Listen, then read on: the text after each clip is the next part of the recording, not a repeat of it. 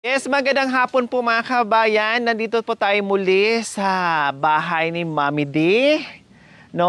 Dahil siyempre silipin na naman natin at maraming salamat po dahil malapit na talaga matatapos. Kaya tara, puntahan natin. Kailang, nasaan kaya si Mami D? Nandito siya kanina eh. No? Busy-busy siya dito. Hindi ko alam kung saan. Tingnan natin sa loob. Saan kaya si Mami D? Bakit wala? Tao po! Nasaan po kayo, Mami D? No. Paano nangyari? Paano kayo napunta dyan? Wala po, nag-aaral ko. Paano? Paano kung wala ka na? Paano ba ang mag-isa? Mula nang nakasama ka, kung paanong malimot ka, paanong aking gagawin? Kung di mo na ito pansin, kung ito'y panaginip din, di ko alam kung paano Gagawin. bago ka lumisan, sana'y maturuan mo naiwasan ang bawat nakasanayan ko at limutin ang maghintay lagi sa'yo. Paano ba ito? O kay daming bagay na ay di ko rin alam. Tulad ng lumuhat sa'yo'y nagdamdam. Dahil naniwalang labis mo kaming mahal. Laman ng bawat kung dasal, paanong aking gagawin? Wow. Kung di mo na ito pansin, ang ikot ng ating mundo, di ko alam kung paano. Bago ka lumisan, sana'y maturuan mo, naiwasan ang bawat nakasanayan ko. At limutin ang maghintay lagi sa'yo. Paano ba ito? O kay daming bagay na di ko rin alam. Tulad ng lumuhat sa'yo'y nagdamdam. Dahil naniwalang labis mo kaming mahal. Laman ng bawat kong dasal. Paano ba aking mahal? Paano ba mahal? May maingay doon. O, nang ginagawa Huhulihin ko. May maingay. Yan po, ang boses ko. Hilahin daw ako. Ang ingay-ingay nito.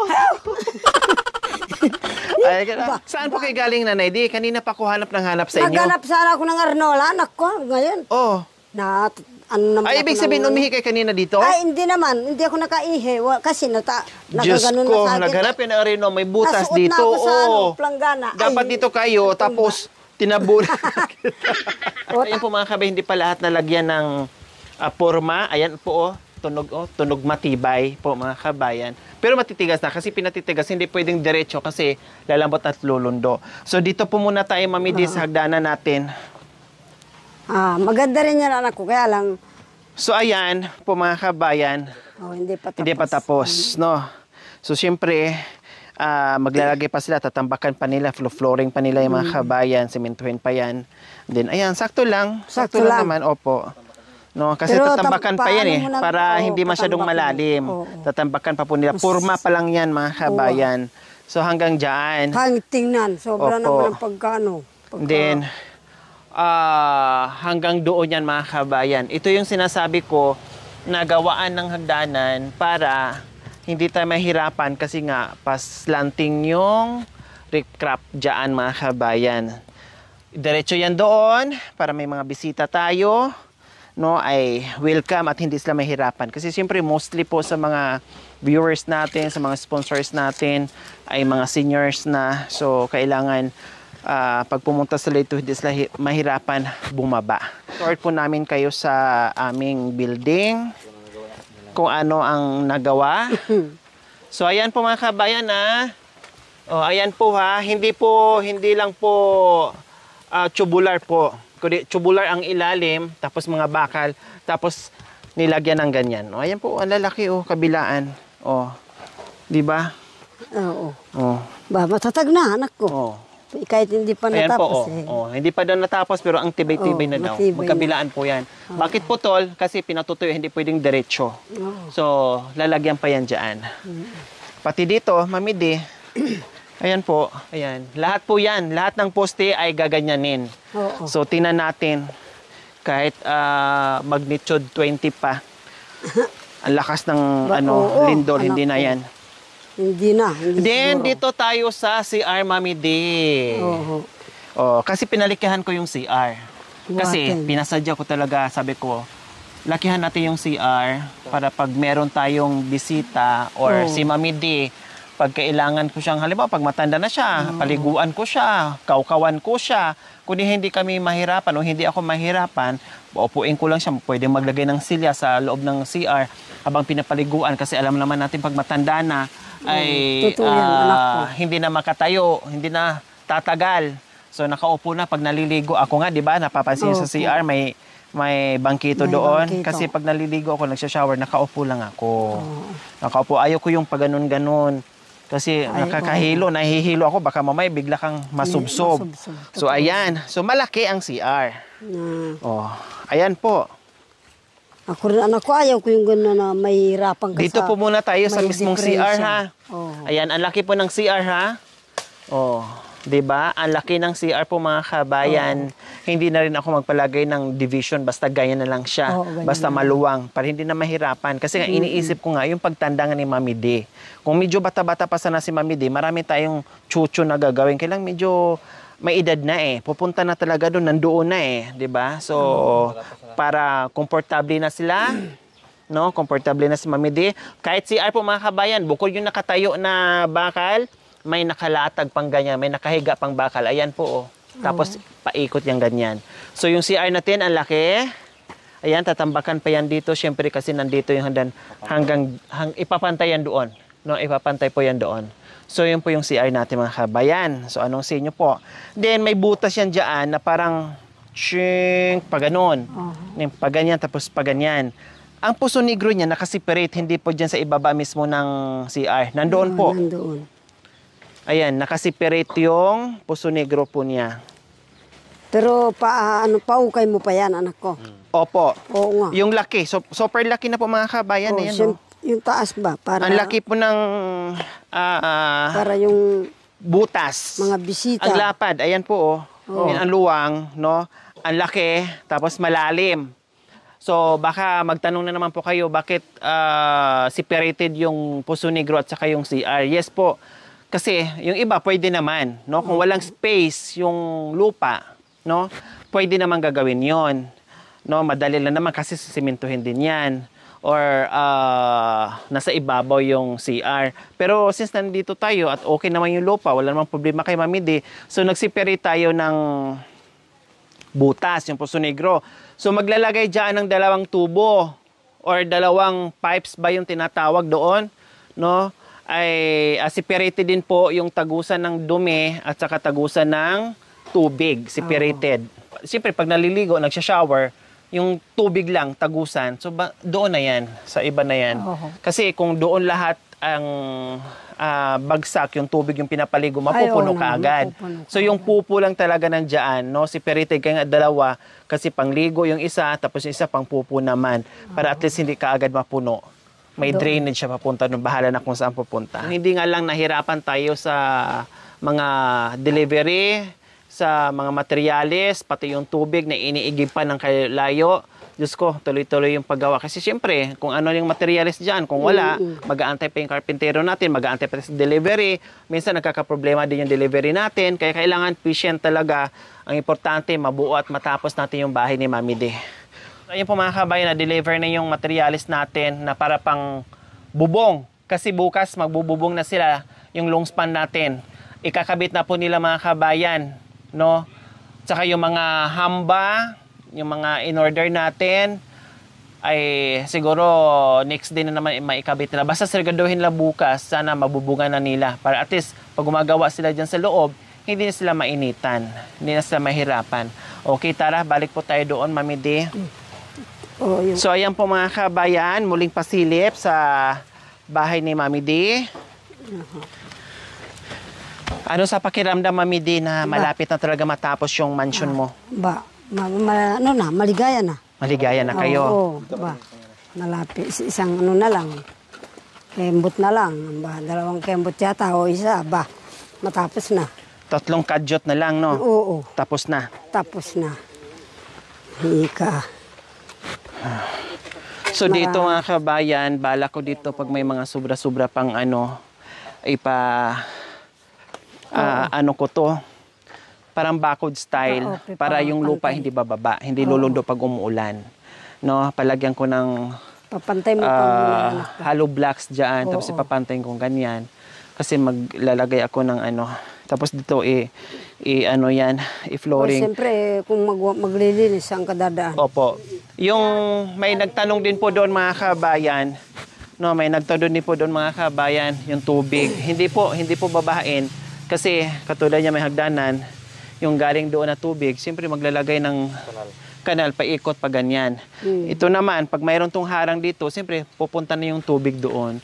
Tapos yung isa naman, pupunta rin ang tubig doon. So walang bagsak dito na tubig. So yan po yun. Unless lang ko yun nandito. Pero bababa din yan kasi siyempre huhukayin din yung gilid para yung tubig bababa papunta sa Oo. baba. So ito naman po dito mga kabayan, no, ay yung nakita nyo po itong mga bakal-bakal. Ito po yung ano mga kabayan, ito po yung lababo dito, Mami D. Oo. No. Lababo raw. Kasya ba sa inyo yung haba? Uwa naman. Kasya? Uwa naman, uwa. So yung lababo yan dyan, maglalagay tayo. Siyempre patungan ng mga gamit nyo po. Oo. Dyan po tayo maglalagay. Hindi na ganong kalaki. Oo. Kailan naman po ang Kahit dito lang ako matulog bibihira ay na naman anak tayo ko. nandito. Pagkatapos kong dito yung kalan. Kasi presko, opo, Dito dyan yung yung- kalan halimbawa, tapos lagyan ng pinggan, Dito no, yung ano, lutuan. kalan. Oo. Tapos ito kasi ay presko dito mga kabayan. Oo. No, presko, naka-tubular to, ganyan. Tubular, ito yung terrace. Naka-tubular yan dyan, itong space na yan. Hanggang dito, naka-tubular yan. Tubular. Para malamig. Kasi sayang yung fresh air mga kabayan na yung bahay natin walang tagusan ng hangin. No, masuffocate tayo. Okay, sabi ko maglagay ka ng mga pasukan ng hangin para malanghap natin at hindi masayang yung sariwang hangin. Kaya ito, katulad yan mga kabayan, ayan, pinasok na nila. Kasi ayan, tubular, halimbawa, tubular yan, ganyan. Tapos doon, gaganon lang yan. Ganon. Kung kundi presko, mamidi. Kahit magluto tayo dyan, no, ay hindi mangangamoy or hindi mainit kasi nga merong terrace dyan na open lang. Tapos ito na po yung nilagay natin mga kabayan, oh. Yung decorative blocks natin. Ayan, oh, tumatagos yung hangin, mamidi. Ayan, oh. Kasi kung walang butas yan dyan na ganyan, mainit. Mainit. Lalo pag nagluto tayo, syempre may apoy yun, mainit. Siyempre. Kaya nilagyan ko dyan, sinadya ko talaga 3 dyan, tapos 3 din dito. Para yung hangin nga, kasi sariwang hangin nandito tayo sa may butas din naman pala kabundukan. dito. Halimbawa, tapos na ako dito yung plato, dito yung kalan. Yung Opo. stove. Para hindi Opo. siya maano. Ayan. So, madali lang. Oo. Madali na lang mga kabayan. Ay matatapos na. So, nag-deliver po tayo ng materialis kahapon, no, in order namin. At nandoon ay doon binaba mga kabayan. Wala. Ito na po yung mga low span. Tsaka itong mga bakal na kulang doon sa kuan. Ewan ko kung alin doon ang kulang sa mga blocks. Tsaka yero, nandito na rin po. Ano po yan, Mami D? Anak ko? Gulay daw. Gulay na, ay patan. Patani. Ito. Malalaki yung Ang ano laki, nila yan. ang lalaki, oh. Ganon din yan dyan. Kaya lang, Ayan, oh, ang lalaki ng kinain laman, na Mami D, yata ng no? kambing. Oh, tapos ito, ay, Kardis. kardis. Oo. Ayan po, Tsaka ang ito. lalaki, ang ganda oh. Oh, yung kasunod ko, si raw ang nagbigay. Wow. Walang kamuting kahoy. Tapos, Ito na lang. Yan, yung dalawa na yan. patani din. Oo. Ano, laman at saka yung Oh, pwede na nating igulay. igulay Ang pagdating sarap natin ito doon. sa karne nito, Mami Oo, Di, ah. sigang. Pagdating natin doon, Diba? ipasigang mo kayo doon sa katulong. Maanga ang anghang. Ay, ang sarap ito, Oo. Mami Di. Sino po nagbigay nito, Mami Di? Yung kapatid ko, yung kapitan noon, nung anong petsa yun? Saan yung bahay nila? Nandiyan yung bahay, tapos doon yung trabaho sa lote. Kasi marami nga, may avocado, langka, nyug din. Doon din meron. Kapatid nyo rin po yun. Mas Oo, matanda kayo doon. Oo, yung kasunod ko. Oo. Pangatlong panganay. Anong pangalan? Sa bahay, boy. Pero sa Alfredo. Sa bahay, boy. Boy ang Sa labas pangalan. ng bahay, bye. Bye, halika bye. O pag sa loob ng eskwelahan, Alfredo. ha? Alfredo yung Alfredo. pangalan. Ang daming pangalan, no? Oo. Pag sa bahay, boy. Pag sa labas ng bahay, bye. Tagay tayo, bye. Parang ganon. Wow, wow, No? wow. Tapos pag sa loob ng eskwelahan, Alfredo na siya. Ay, Grabe. Nakakalito naman kung alin doon yung gusto mong Oo, itawag sa tawagin. kapatid nyo. Wow, salamat naman po, Tatay Lagi- Boy. Salamat po sa magaganda at malulusog nyong gulay. gulay. Ang sarap naman nito. May mga Wow. langka rin doon, pero wala pa yatang bunga yung avocado. Avocado mayroon din. Wow, Malalaki. Mahahaba yung sa kanya. Oh, sabihin nyo pag namunga na pwede nang pitasin, puntahan natin. Bao Para naman. magdala din tayo ng regalo sa kanya. Bawa naman. Ha? Namumulaklak pa lang. Huwag niyo munang ibenta ha. Uwa, Tayo ang pipitas. Ay, namumulaklak pa lang? Uwa, anak ko. Diyos ko, baka sunod taon pa natin namatay. Di mamamatay na yung kabayo. Aanhin na ang kabayo kung patay na yung Oo nga. damo. So, ayan mga kabayan, meron na naman tayong iuwi na mga gulay. Salamat Meron daw po. silang kamuting kahoy din. Naubos na rin sa gustong-gusto rin nila yung kamuting kahoy. Laging konti lang naman eh. Okay.